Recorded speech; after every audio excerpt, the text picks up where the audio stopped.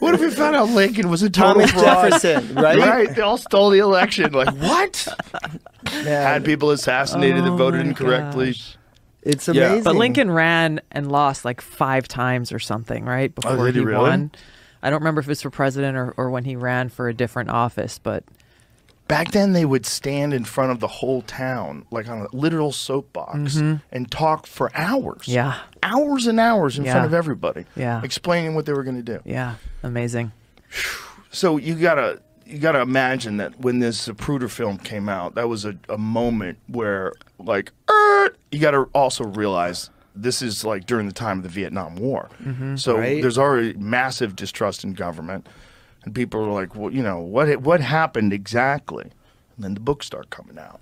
You know, books start coming out like Best Evidence by David Lifton. 12 years later. Yeah, 12 years and nobody but the CIA saw it. I'm sure. Yeah. It wasn't. They were there. It wasn't until Dick Gregory, a stand-up comedian, brings it to the Geraldo Rivera show. Yeah. Incredible. Yeah.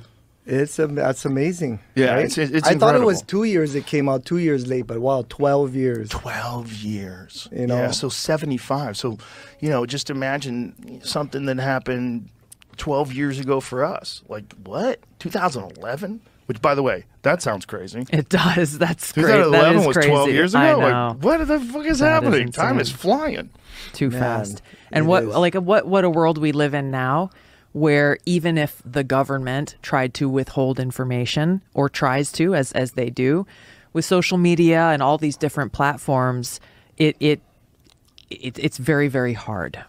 It's very, very hard. So they try to push a narrative, and then different people have questions, and you know, it creates this environment where if the truth is not being told, people can pick up on it. Well, the new mayor in Maui, because I was surprised he got in because Victorino was so loyal, kept the pandemic on. He even did that where you got to reset your vaccination status or whatever. But when I saw Bisson in, he's so smart. I mean, they're talking. They're like, "What about social media?" He just being a judge, right? Or he just looks over and says, "I don't got time for that stuff," and looks for they're really smart speakers and they know what they're doing out there, right? The people in office, you know. Well, I mean, Tulsi can speak to that better than anybody. I don't know Mayor Biss. I may have met him in passing, but this has been one of the big failures around the aftermath of the wildfire on Maui. Is this total vacuum of information from government officials to the people. And in that vacuum, obviously people have all kinds of ideas or theories or this or that, but people were left without any kind of communication from anyone in a position of authority to provide help for days and weeks.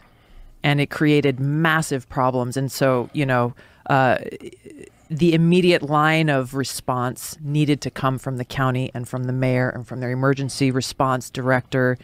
And unfortunately, they did not communicate. They're still not communicating. There's still a huge lack of transparency and therefore an increasing level of distrust in any of the levels of government that should be bending over backward to answer questions and to say, hey, here's what's going on every single day. Here's what we're doing. Here's what we're trying to do. Here's what we're having a hard time doing. Whatever the case may be, it's been a major problem from the beginning.